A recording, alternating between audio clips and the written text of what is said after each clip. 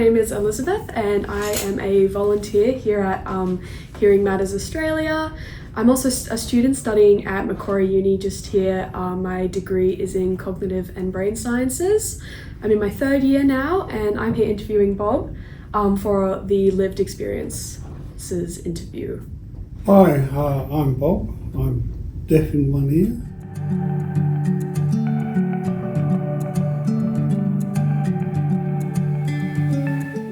And have been for a long time. I had the mumps when I was 10.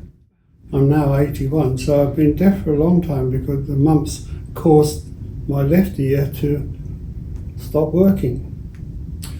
And since then it's been something of a battle. I can cope with most situations, but in situations where there's a lot of people and talking, I find it very difficult to cope. Being a school teacher wasn't a real problem. I couldn't tell where sound comes from, so when the kids wanted to ask a question, I told them to put their hand up and shout. So I knew somebody wanted to ask a question. So we coped all right. I have had trouble when people on my left side wanted to talk to me, because I couldn't really hear what they were saying.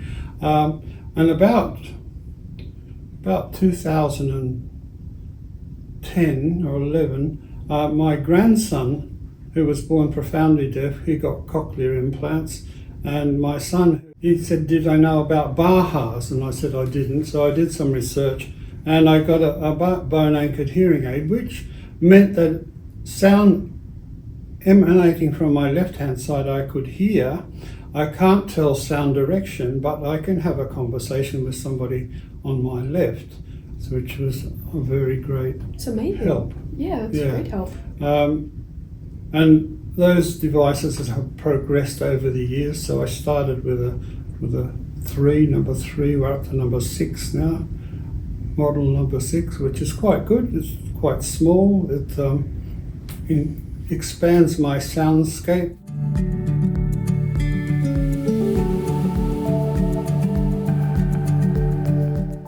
Do you have any tips or advice for others to improve their hearing experience? Yeah, go and get tested.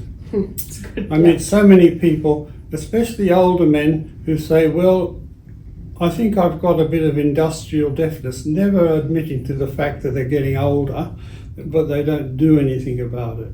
I've met women who say, well, there's nothing wrong with me, and they don't do anything about it, but it's obvious that there is. So, but another problem, I think, was mentioned before, is certain audiologists in shopping centres try to grab people and drag them in for a hearing screening. I did have a long discussion with one group the other day. They try to help people, but testing only 4 frequencies, I don't know how much of a help that is. It can be a bit scary, going the next step. Yeah, because they're quite expensive anyway, hearing aids, aren't they?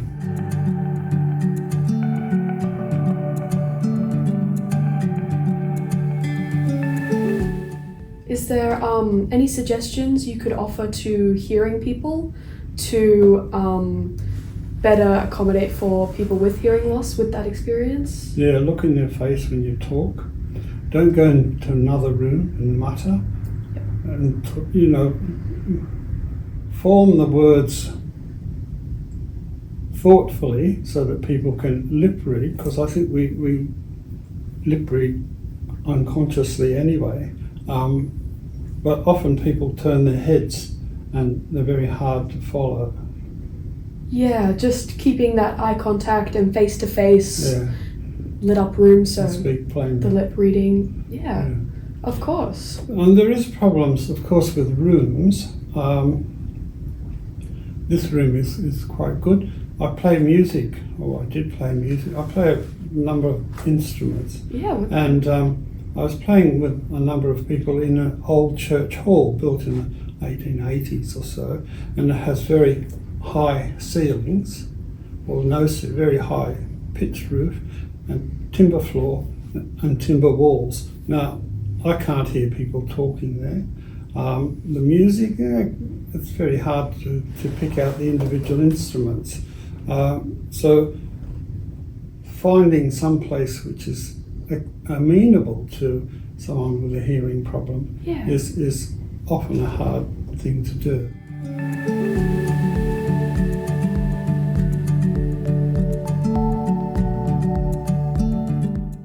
You would say that the environment is something you would advocate for to better support people with hearing loss? I would.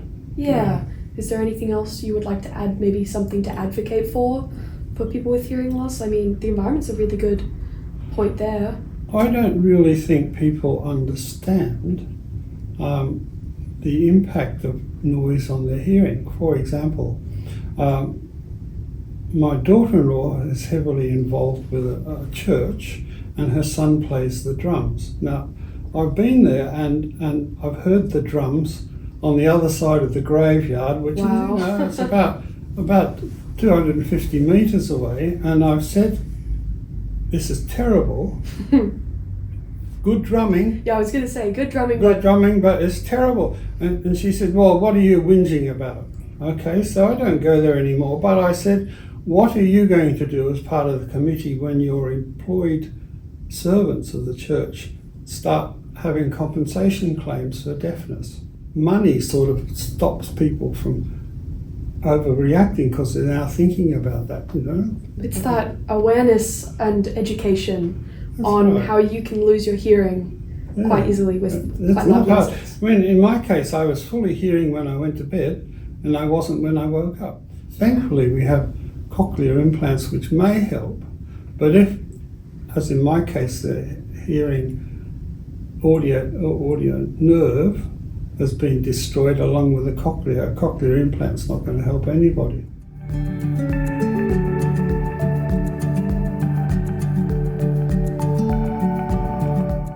Is there any other areas you would like to discuss today?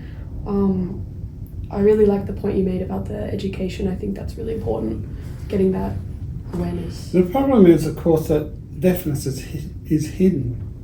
We can look around at deaf people and not know they're deaf. It's that invisible disability. It's an invisible disability, yeah. And often people are deaf, but they don't realise it. And you can't sort of turn your hearing off and on. I have a brother who was deaf, who's quite obvious he was deaf, and he said, well, I like it like that. Oh. And then he got a hearing aid, and he was so excited with them that he even had a shower with them on. So yeah, it's sort of education. I don't know how we persuade people that they need to get checked, and that's a vanity thing as well. I mean, a fellow I know I talk to quite a lot, he's been made to have a hearing test, but he won't get hearing aids because it affects his vanity for the same reason he won't wear reading glasses because it makes him look old. No, it's an education. I think it's education. But education's expensive, isn't it? I don't know. It's like, how we do it. The earlier stages, the stigma as well. That's right. Yeah, like it doesn't have to be a big problem if you don't make it out to be, Well, for some people it is. So people go deaf, it's something they have to live with, but there are ways they can be helped, and we need to find ways to let them know. Because as people get older, you've got a hearing aid, but if they're anything like my Baha, they're fiddly little things, and you're not so ambidextrous as you get older. Your motor skills sort of deteriorate, and to change batteries and to change microphone covers is quite a fiddly job. Yeah, there's like 1,000 things going on. People are not 100% in a lot of cases anyway. So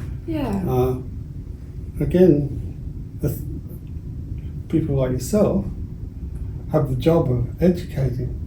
Raising that awareness, letting people know, Well, thank you so much for your time today, and coming all this way by train and having a chat and just being in the interview with me today. It's been great to get to know you. Thank you. And hearing your lived experiences as well.